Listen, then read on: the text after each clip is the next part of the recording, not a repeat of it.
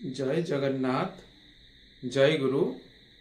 आज आमे गुरु भक्तिर एक ज्वलंत उदाहरण जड़े भक्तों विषय रे आलोचना करिबा। शंकराचार्य आदि शंकराचार्य जहाँ को शिवंकर अवतार बोली कहा जाए, जे कि वेद को पुनः प्रतिष्ठा करिबा पई धरा पृष्ठर अवतरण करथिले, जहाँ आज यही सन्यासी संप्रदायर पुनः चली आसुची।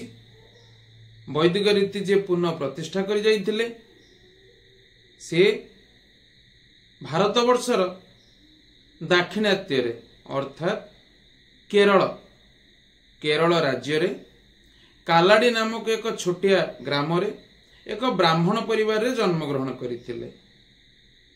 जेहेतु से वेद को पुनः प्रतिष्ठा करथिले सेथिपई तांको जगत गुरु बोली कहा जाए। अर्थात शंकराचार्य बा आदि शंकराचार्य को चतुर्थ जगत गुरु रो मान्यता भारतवर्ष रे दिया जाइछि, जे कि स्वयं शंकरଙ୍କ अवतार थिले। ता पूर्व टिके कहि रखुछि, हिंदू मानकर आदि गुरु व्यासदेव को कहा जाए। व्यासदेवंकर परे सुखदेव, गौड़पाद, तत्परे गोविंदपाद, जहाँ को पातंजलि मुनि कहा जाए, जे कि पातंजलि जोगदर्शन लिखिथिले। आउ तांकर शिष्य होउछंती आदि शंकराचार्य।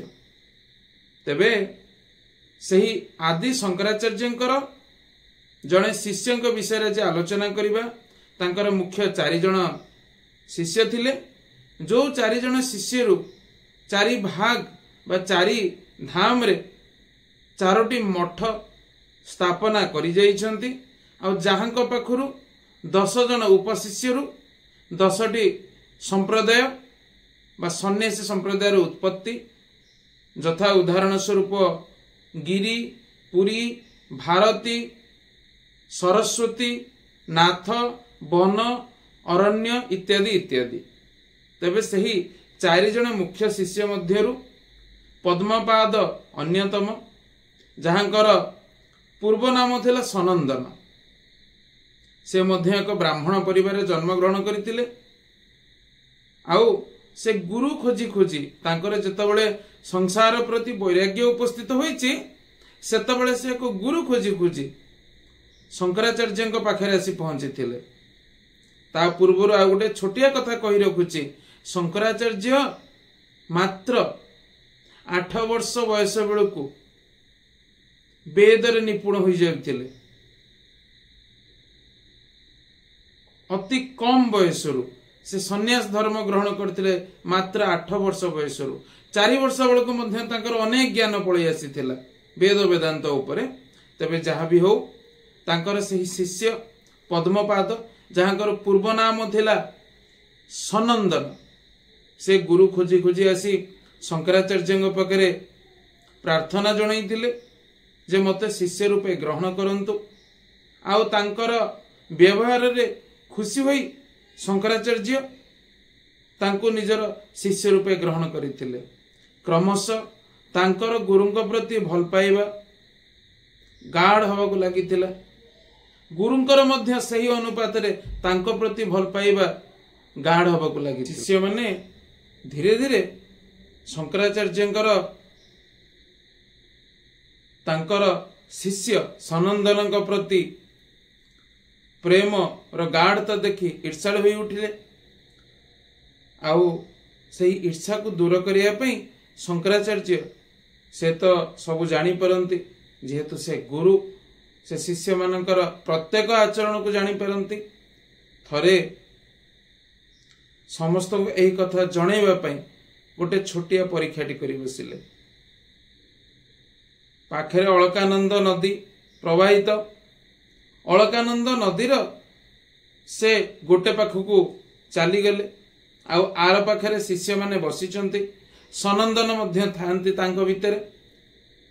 नदीर दुई पार्श्व रे 2 जण एपरि बसी थांती जेपरि अति निकटतर, किंतु नदीर सुओ एते प्रखर थाए जे नदी एपटू सेपटू जावा संभव हो न थाए।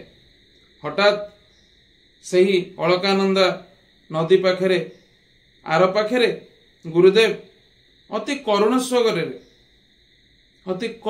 रे डाकिबा पई लखिले, सनंदन जल्दी मो पाखक आस। सनंदन एई कथा सुनी पारिले। गुरुदेवंकर पाखरे एते दिन रहिला भितरे से एपरि केबे गुरुदेवंकर करुण स्वर रे डाकिबा सुनी नथिले।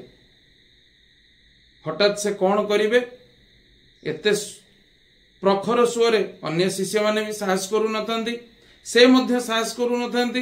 हठात तांको भीतर आसिला, जो गुरु को पाइबा पई मु केते केते कष्ट करी एठी आसी पहुंची, सेही गुरुंकर असुविधा बेले मु कोन सामान्य नदीर स्रोतरे तांको पाखु जाई परिबि नै।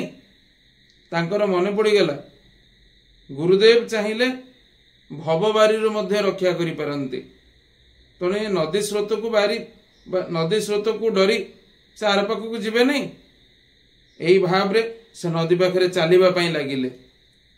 अन्य शिष्य माने ए अवस्था देखु थांती।